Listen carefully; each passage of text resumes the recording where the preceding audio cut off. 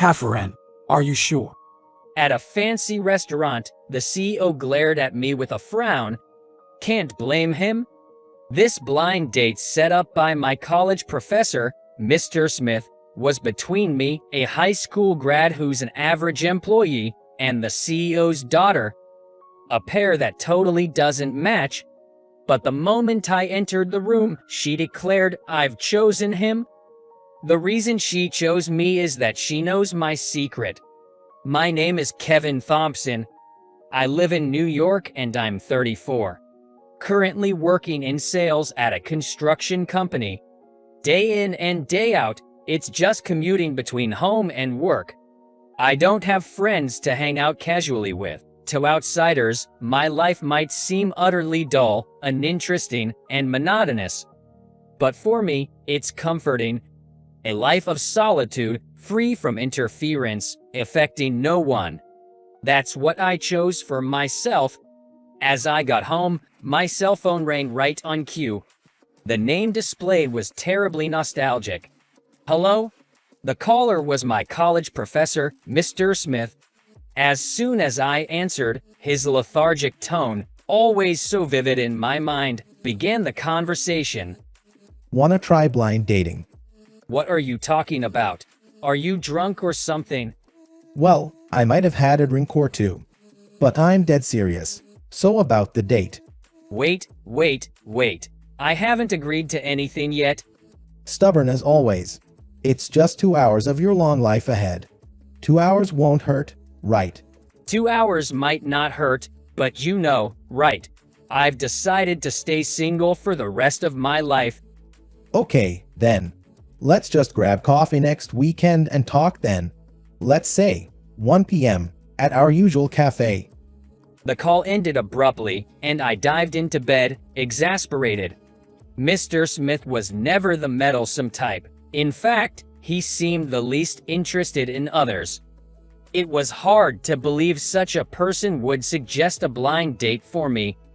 Could it be someone who found out my secret and got close to Mr. Smith? I've always had the bad habit of overthinking about others. No matter how much I ponder, I can never truly guess someone's true intentions. After taking a shower, I had a sandwich I bought from a convenience store and watched some celebrities on TV, living lives opposite to mine. The room was filled with laughter. Of course, none of it was mine. I arrived at the meeting place way earlier than the scheduled time, and as always, Mr. Smith was already seated. I thought I'd be the first one here today. Too bad for you. I've been here since it opened, had some documents to work on. When a familiar waitress came to us, Mr. Smith closed his laptop. Coffee for me and a BLT sandwich, please. Can I have another cup of coffee too? The waitress nodded. This is already my 5th drink of the day, Mr. Smith said with a proud smile, though there was a calic in his hair. His thick glasses were smidged with fingerprints, and there were small lint balls on his sweater, giving him the same old plain look. I won't be attending the blind date, just so you know. You could at least ask me who she is. You're not telling me it's one of your students, right? Mr. Smith almost spat out his coffee. I met her at a conference. She's quite a beauty. Probably too good for plain old you though. Plain? Both sides feel frustrated that we have the same impression. So, who is she? Mr. Smith took a sip of his coffee and scratched his head.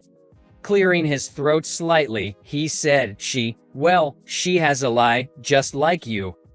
I felt a pang in my heart at the mention of the word lie.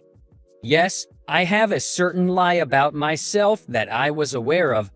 Just because we're alike doesn't mean we're compatible. Well, you won't know unless you meet her. By the way, I haven't mentioned anything about you to her. She just said she'd meet you since it's my recommendation. People trust me, you know. Huh?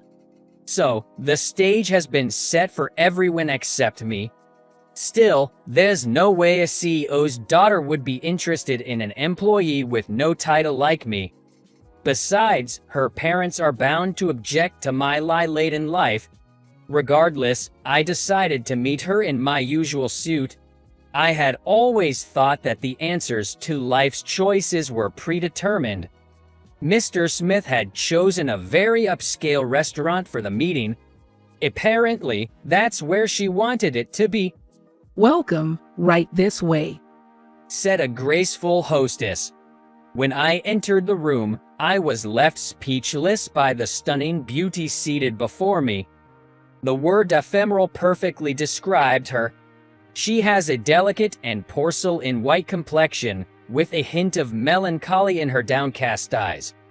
Her fine hair, almost too translucent, catches a gentle light from the sun. Are you Thompson? A deep voice snapped me back to reality.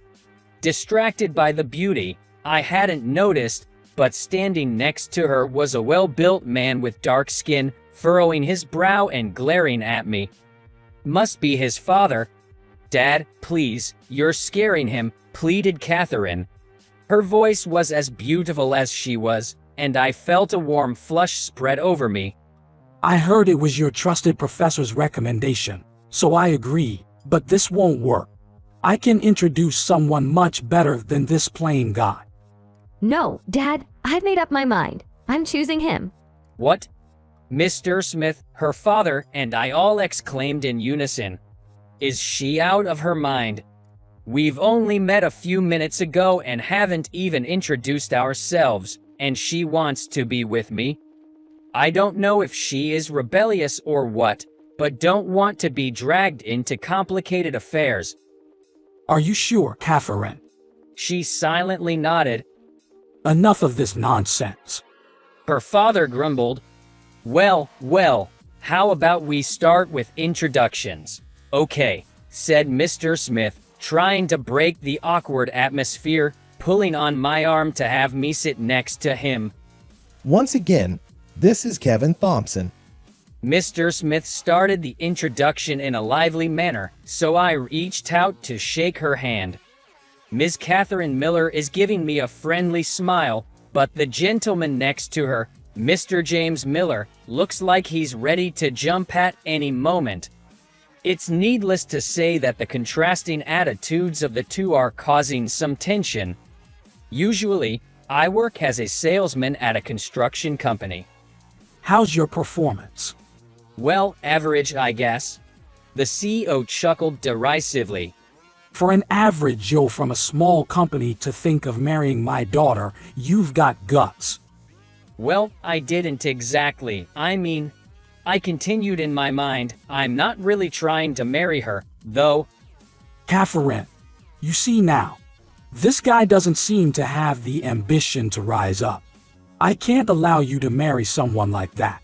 What a waste of time. All this talk of marriage. Isn't it moving a bit fast? I thought blind dates were about starting as friends and then maybe dating. It seems like it's either all or nothing here. Haven't you noticed yet, Dad? What? Catherine let out a soft sigh and said, Your maiden name was Johnson, right? Mr. Johnson Kevin. As soon as that name was mentioned, the CEO's face turned pale. I, too, felt a mix of nostalgia and dark emotions at the sound of that old name. Johnson. You mean Kevin Johnson. Sweat trickled down the forehead of the stunned CEO. The moment I saw you, I felt warmth in my chest. I recognized traces of the past in your face. I wanted to see you again. She looked at Mr. Smith with tears in her eyes. Mr. Smith, were you aware of this? Well, I guess it's half and half. I did feel like you and him might get along when I heard your story. The CEO keeps staring at me wide-eyed as always. It feels like his mind is somewhere far off, not so much looking at a person of this world, but as if he's witnessing a deity he once believed in appearing right before him. She asked, could we talk in private for a moment? Of course, Mr. Smith replied. As soon as we left the room, she held my hand. With teary eyes, I'm so happy to see you again. I'm sorry, have we met before? Oh, right, of course. Catherine sadly let go of my hand. No matter how much I try to recall, I just can't seem to remember meeting her before. Yet, I'm certain that Catherine and I had met somewhere in the past. It's clear from the way she acts. It's a story from when I was very young. Back then, I struggled a lot. Every day I had to meet my parents' expectations or face their disappointment. But I was just an ordinary person. Though, it all came back to me when I heard her words. It was at a kindergarten. There was always this girl, dressed in high-end brands, always sulking. The teachers were always at their wits' end with her. I didn't really want to get close to her, but one day, I had trouble with a problem and ended up leaving late. As I was packing my things, she spoke from behind. We are ordinary people, but we have a hard time. I turned around and there she was, the girl I didn't like. We're not the same, you and I. I hurriedly packed and tried to leave, but she blocked my way. We're both pitiable. I was left speechless. Her words kept ringing in my ears even after I got home, turning my emotions upside down. Average. In my world, that was the worst thing to be called. I was born in a very average family. It all started with a test handed out at school. Young me solved it and submitted it. Little did I know, that would be the first step to the downfall of my life. A test I solved without much thought. A week later, the school teacher called and told me my IQ was significantly higher than other kids. Taking his words to heart, my elated parents put me in a class in the gifted program. Being the eldest of 3 siblings, the pressure was immense. But deep down, I knew the truth. I was just an average Joe. Just an ordinary kid, and I wasn't even good at studying. Yet every morning would come, and with it, another day of playing the genius began. I desperately clung to that genius title, all to not let my parents down. I would even scratch the back of my hand with the tip of a pen when I was too sleepy. Being average meant I had to put in multiple times the effort to maintain my genius facade. It was tough, wasn't it? For both you and me. Talking about the past always brings tears to my eyes. My parents died in an accident during college. After that, I took my grandma's last name and decided to live my life truthfully. Thanks to Mr. Smith. You know, he's pretty laid back. Even with parents like that, their sudden death hurt.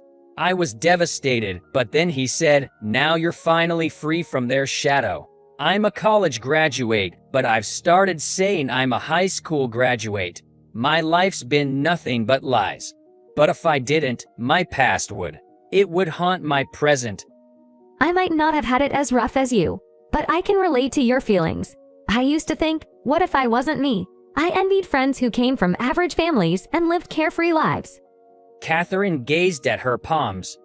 My parents showered me with love, more than I could hold in these hands.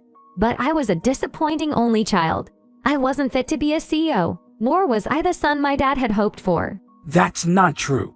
Suddenly, the door swung open, and there stood Mr. James, his eyes bloodshot. Next to him, Mr. Smith was wiping his eyes with a handkerchief. There's no way you're a failure. You're my precious daughter. You really think that? It's because you see me as a failure that you're so cautious about who I marry. That's a misunderstanding. He touched my shoulder and said with a shaky voice, "I'm sorry." On behalf of your parents, let me apologize. We thought of your lives as if they were our own. We said we wanted you to be happy, but maybe we just wanted to be happy ourselves. We validated ourselves by pushing our excessive expectations on you. We were the worst kind of parents. Dad. It felt like the ice around this father-daughter relationship had started to melt, even if just a little. If my parents were still alive, would we have eventually sat down and had such a heart-to-heart? After that, Catherine and I decided to truly get married. From then on, we stopped lying about our pasts. When I revealed that I actually had a college degree, the construction company's boss simply responded, "Is that so?" It doesn't matter if you're a high school or college graduate. I hired you because of who you are. Boss, talking openly sometimes made me think too much about others. No matter how much you think about someone's feelings, it's just an imagination in your head. 2 years later, a little girl was born to us. A cool-faced girl resembling my wife. I wonder what life she will lead. I have to keep an eye on her to make sure she doesn't get more strange men. I mumbled, and my wife laughed. My dad used to say that a lot. Becoming a parent, I began to slightly understand the expectations my parents had back then. We promised ourselves that we would raise our child without excessive expectations, but with as much trust as we could muster. Our role is just to add flowers to her life. Her happiness is her own, and she should grasp it herself,